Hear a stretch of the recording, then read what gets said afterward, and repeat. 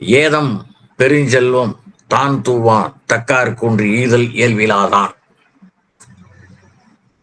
ஏதம் பெருஞ்செல்வம் தான் தூவான் தக்கார்கொன்று ஈதல் இயல்பிலாதான். இதை தான் தூவான் தக்கார்கொன்று ஈதல் இயல்பிலாதான் பெருஞ்செல்வம் ஏதம். அப்படி பார்க்கணும். வேண்டும் பாருங்க. தான் தூவான் தக்கார்க்கு ஒன்று ஈதல் இயல்பிலாதான். நல்லா புரியும்.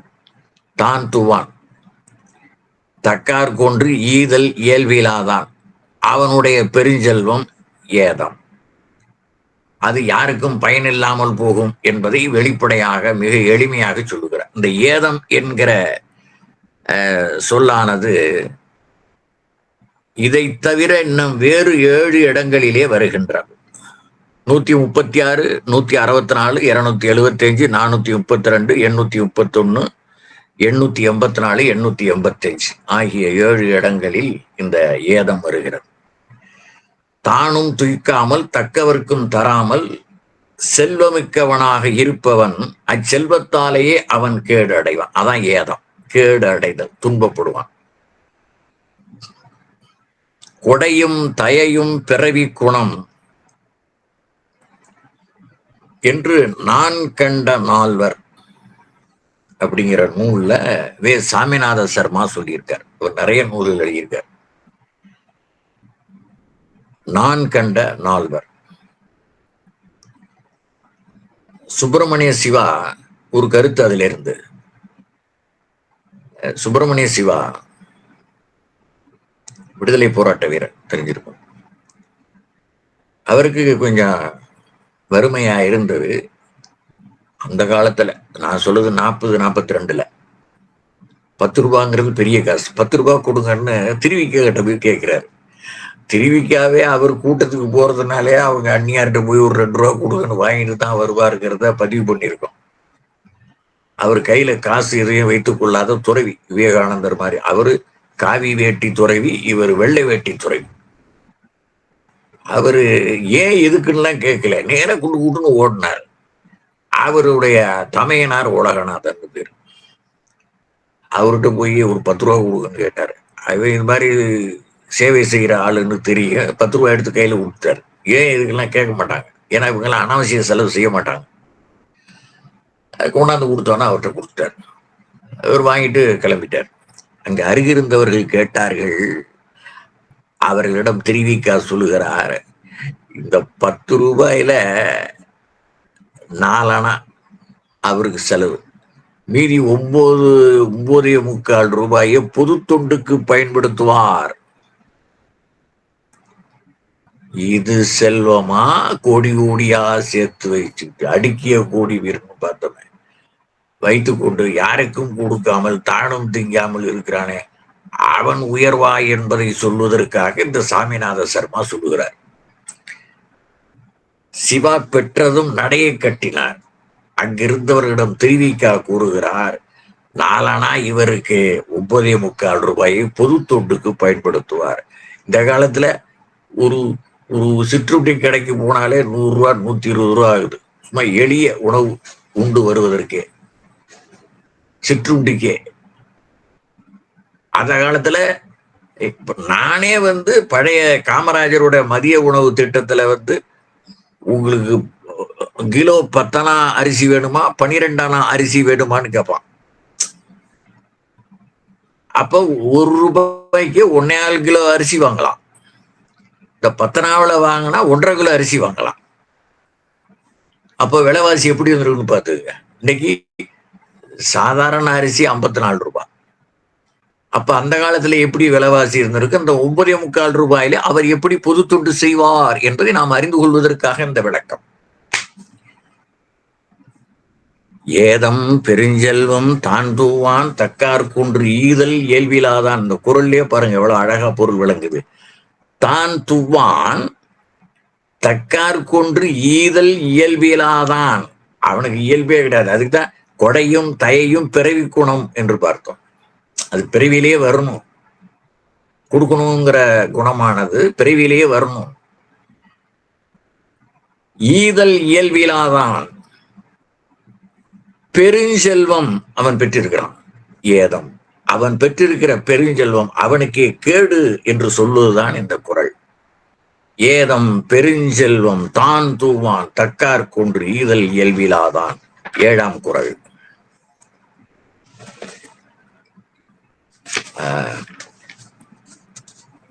அற்றார்க்கு ஒன்று ஆற்றாதான் செல்வம் மிக நலம் பெற்றாள் தமிழ் மூத்தற்று. இதை எங்க நம்ம பார்த்தோம்? கல்லாதான் சொல் காமுறுதல் முளை இரண்டும் இல்லாதால் பெண் காமுற்றற்று 402வது குறள் கல்லாமையில பார்த்தோம். அங்கே குழந்தை திருமணம் கூடாது என்று திருவள்ளுவர் கூறினார்.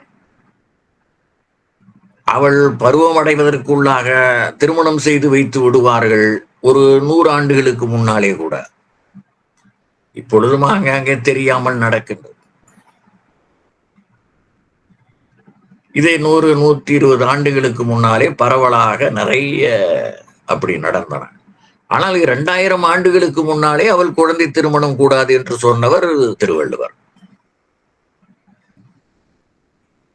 கல்லாதான் சொல் காமுறுதல் முளை இரண்டும் இல்லாதால் பெண் காமுற்று.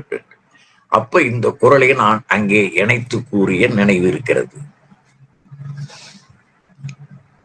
அற்றார்க்கொன்று ஆற்றாதான் செல்வம் மிக நலம் பெற்றால் தமிழர் மூத்தற்று. தமிழ் மூத்தற்று.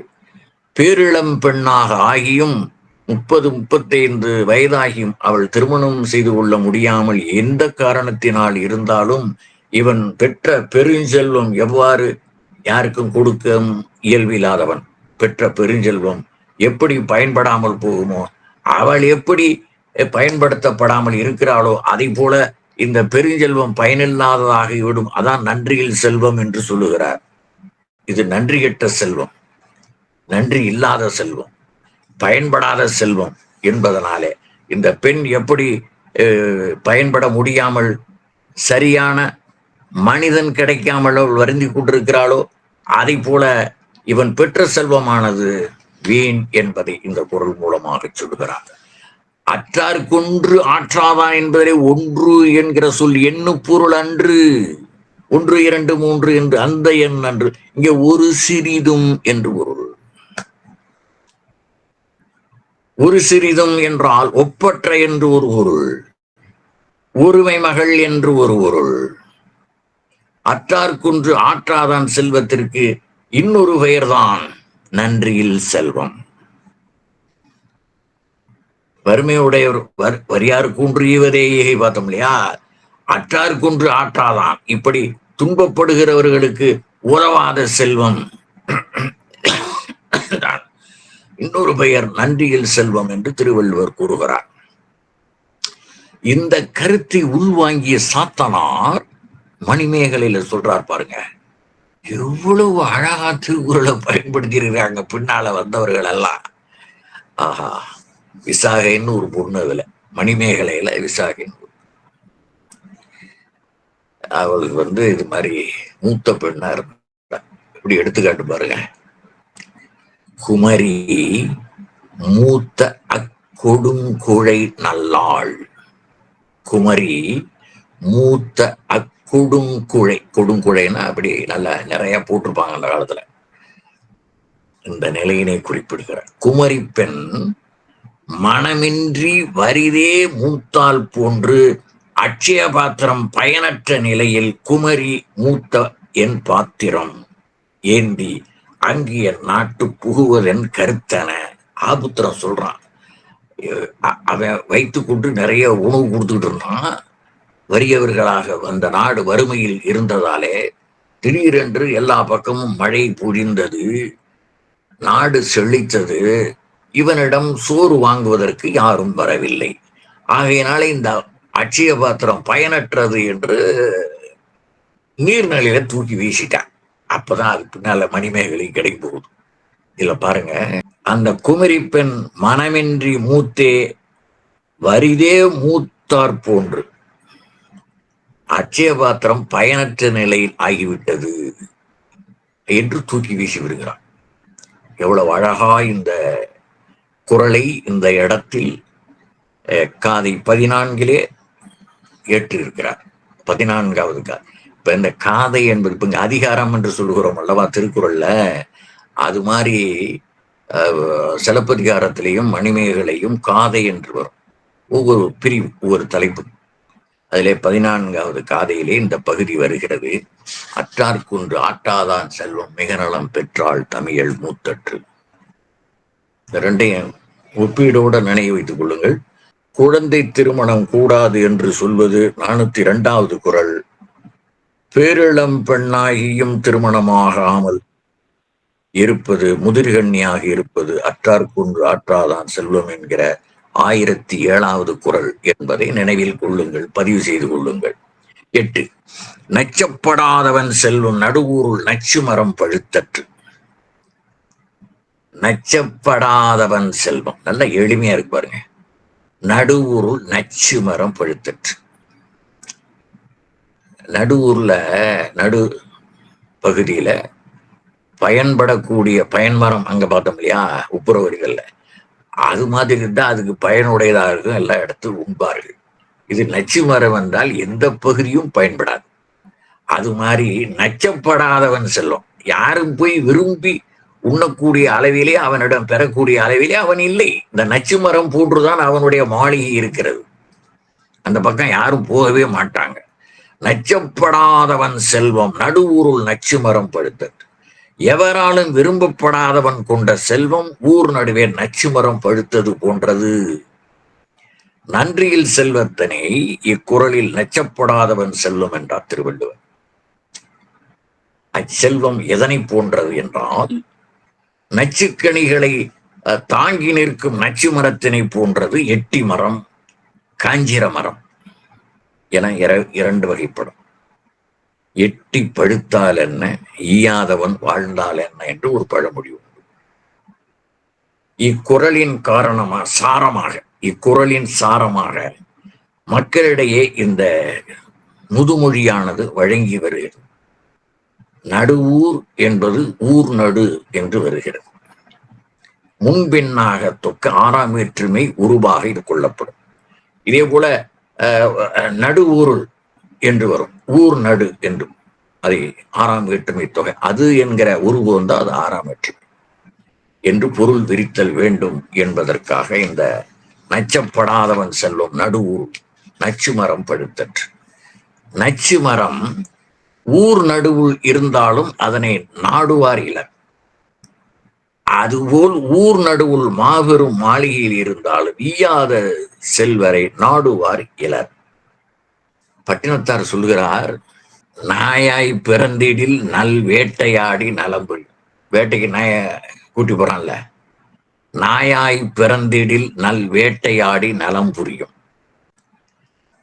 தாயார் வயிற்றில் நரராய் பிறந்து பின் சம்பன்னராய் காயா மரமும் வரலாம் குளமும் கல்லாவும் என ஈயா மனிதரை ஏன் படைத்தாய் கட்சியே கம்பனே என்று சொல்லுகிறார். இந்த காஞ்சிர மரம் என்று சொன்னமே அது வரலாம் குளம், வறண்டு போன குளம். கல்லா என்றால் குதிரை. இது மாதிரி ஈயாத மனிதரை ஏன் படைத்தாய் கட்சியே கம்பனே என்று இங்கே பட்டினத்தார் பதிவு செய்கிறார். இக்குறளுக்கான சிறந்த விளக்கம் இப்பாடல். அதிகாரத்தில் கருமி கஞ்சத்தனமுடையவன் செல்வம் நச்சு மரம் போன்றது என்ற அறவூர் ஒப்புரவதில் கூறப்பட்டவற்றை இயல்பு கருதி எண்ணி பார்க்க வேண்டும். ஒப்புரவறிதல் என்பது நாம் அங்கேயே குறிப்பிட்டோம், 23, 24ஆம் அதிகாரங்கள் ஈகை புகழ் என்ற 2 அதிகாரங்களுக்கு முன்னோட்டம். இப்ப அறம் செய்ய விரும்பு என்று அவை கூறினார் அல்லவா, முதலிலே அறம் செய்ய விரும்பினால்தான் அதில் உள்ள இன்பம் தெரியும். அறத்தான் வருவதே இன்பம் என்பது கொடுக்க வேண்டும் என்கிற எண்ணம் வந்தால்தான் கொடுக்க முடியும். அதனால் அதை விரும்பு என்று சொன்னார் அவை. அதே மாதிரி இங்கே ஒப்புரவறிதல் என்கிற அதிகாரமானது ஈத்துவக்கும் இன்பம் பெறுவதற்கு முன்னோட்டமாக உள்ளதுதான் ஒப்புரவறிதல் என்பதை நாம் அங்கேயும் பார்த்தோம். மீண்டும் குறள் பாருங்கள். 8 நச்சப்படாதவன் செல்வம் நடுவூருள் நச்சு மரம் பழுத்தற்று. 9ஆம் குறள் அன்புரி தற்சற்று அறம் நோக்காது ஈட்டிய ஒன்பொருள் கொள்வார் பிறர்.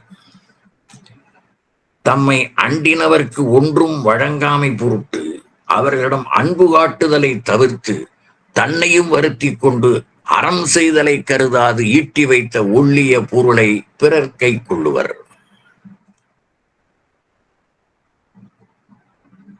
ஈட்டி வைத்த ஒன்பொருள் பிறரிடம் அன்பு காட்டினால் அவருக்கு பொருள் உதவி செய்ய நேரிடுமோ என்ற அச்சத்தால் உலோபிகள் அன்பினை தவிர்ப்பர்.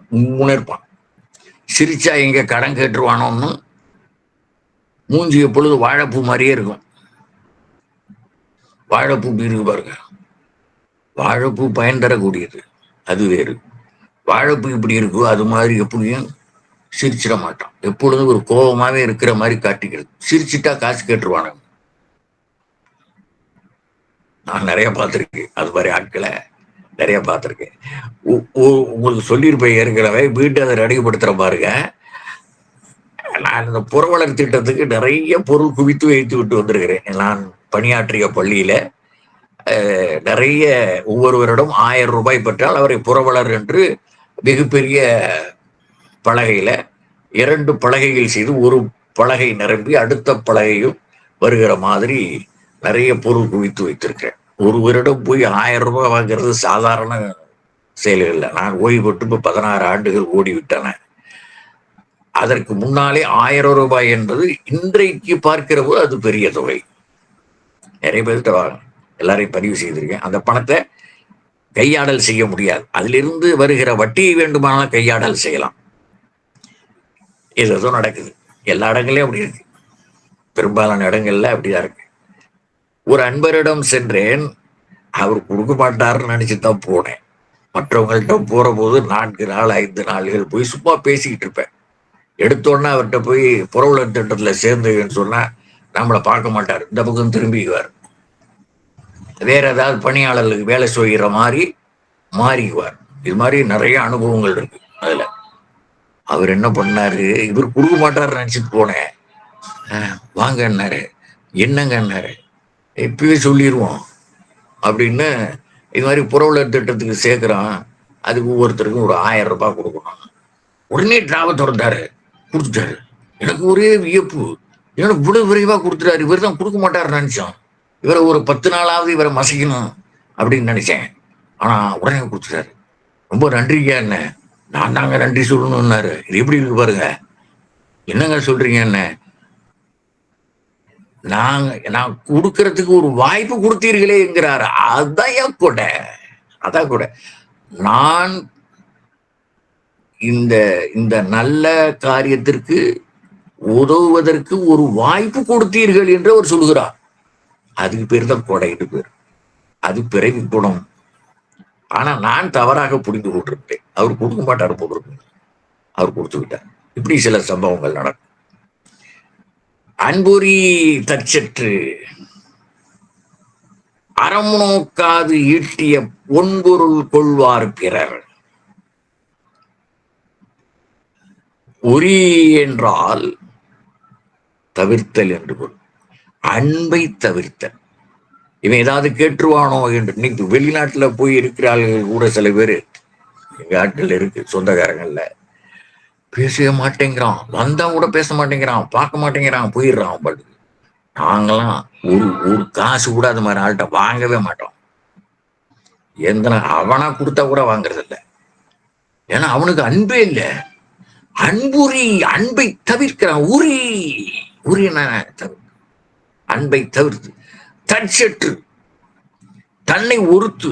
தன்னை ஒருத்துனா ஒருத்தல்னா தண்டித்தல், தன்னை தானே தண்டித்துக் கொள்ளுதல். சாப்பிட மாட்டான், உண்ண மாட்டான், நல்லது சாப்பிட மாட்டான். நல்லது சாப்பிட்றதுன்னா அந்த பீட்சா அது மாதிரி நினைச்சுக்காதீங்க.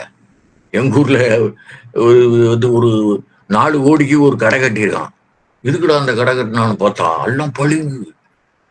உள்ள வெளியிலே தான் பார்த்தா அப்படியே கவர்ச்சிகரமாக இருக்கிற ஒரு என்ன வைக்க போறான்னு தெரியலன்னு பார்த்தா அந்த பீட்சா பர்கர் கடைன்னு போடுறான். அடப்பாவி,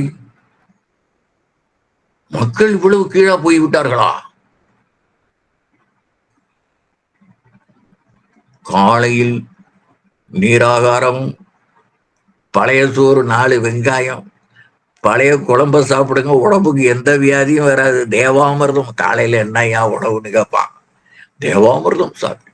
யோ எனக்கும் கொடுக்குமா, நாளைக்கு காலையில வந்துரு, ஆளுக்கு கொஞ்சமா பகிர்ந்து உண்போம். யோ இதான் தேவாமிர்தம். அம்மையா உடம்புக்கு இது சுகமா இருக்கு, அதான் தேவாமிர்தம். கண்டதெல்லாம் தின்னுபிட்டு அங்க குத்துது இங்க குத்துதுன்னா, ஒவ்வாத உணவுகளை உண்டு கெடுத்துக் கொள்ளாதே உடம்பை. அதனாலதான் தேவாமிர்தம் அந்த காலத்துல வச்சான். கூழ குடிச்சிட்டு வேலைக்கு போனான், அல்லது வேலை செஞ்சு விட்டு கூழ் குடிச்சான்.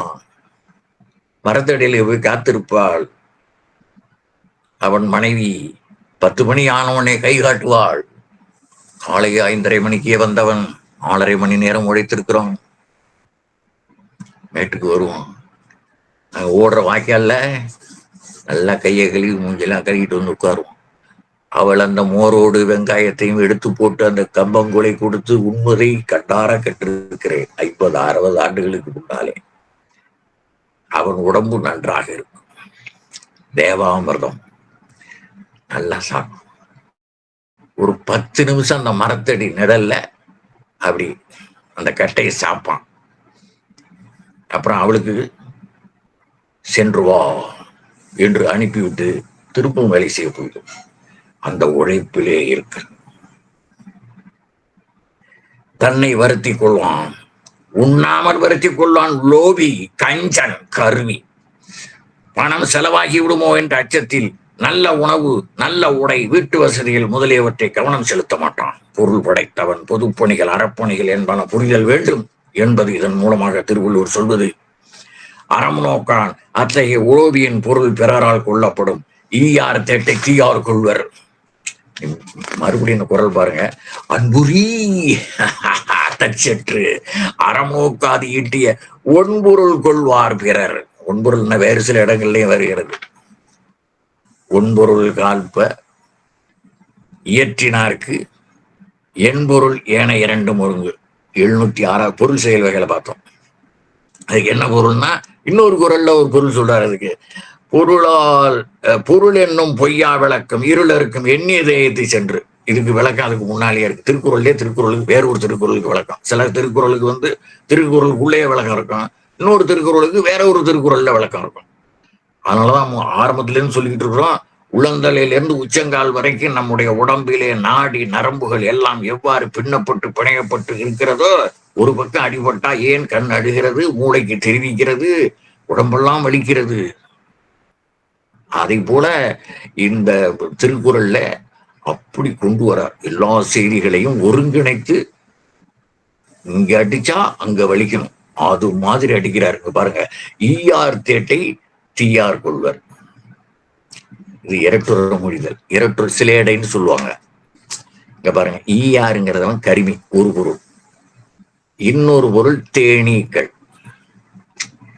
தேட்டைனா தேடிய செல்வம். இந்த கருமி தேடிய செல்வம். தேனீக்கள் தேடிய செல்வம் எது? தேன். தீயார்னா கொடியோர். இன்னொரு பொருள் தீப்பந்தம் ஏந்தியவர். இந்த சேர்த்து வச்ச தீயெல்லாம் கொளுத்திடுவான். இந்த ஈயெல்லாம் கொளுத்திட்டு இவன் தேன் எடுத்துக்குவான். அது மாதிரி ஒன்பொருள் கொள்வார் பிறர். இவன் சேர்த்து வைத்த பொருளை வேறவனாவது அடிச்சுட்டு போயிடுவான். இந்த தேனீக்கள் தேனீ கூட்டிலே சேர்த்து வைத்தன. இதை தீப்பந்தத்தை ஏற்றி அதெல்லாம் சாகடிச்சு விட்டு இவன் எப்படி தேனை எடுத்துக்கொண்டு போகிறானோ அதுபோல் போய்விடுவானடா. அடே கருமி, நன்றியில் செல்வமாக வைத்திருக்காதே, குடு குடு குடு என்கிறார். அன்புரி தச்சற்று அறம் நோக்காது ஈட்டிய ஒன்பொருள் கொள்வார் பிறர். 10. சீருடை செல்வர் சிறு துணி மாறி வரங்கூர்ந்தனையது உடைத்து. சீருடை செல்வர் சிறு துணி, துணி 2 சுழி நீ ரன்னகர நீ போடும். சிறு துணி மாறி வரங்கூர்ந்தனையது உடைத்து. வரங்கூர்ந்து என்றால் வறட்சி மிகுதல் என்று பொருள். வறட்சி மிகுதல். சிறு துணி என்றால் வறுமை என்று பொருள். சீருடை செல்வர் என்றால் சிறந்த கொடையாளர் என்று பொருள். இந்த சிறந்த கொடையாளர் பட்ட சிறு வறுமையும், சிறு துணி சிறு வறுமையும் உலகுக்கு நலம் செய்யும் மழை பெய்யாமையால் ஏற்படும் வறுமை போன்றது. இப்ப இவர் கடைசியில முத்தாய்ப்பா வச்சிருக்காரு பாருங்க 10வது குறள்ல, பெருந்தன்மை மிக்க செல்வருக்கு யாதொரு காரணம் பற்றியும் வறுமை வருதல் இயல்பு. இயல்பு. அவ்வறுமை நீங்கும் வரை தங்களால் பிறருக்கு உதவ முடியவில்லையே என்று அவர்கள் வருந்துவார்கள்.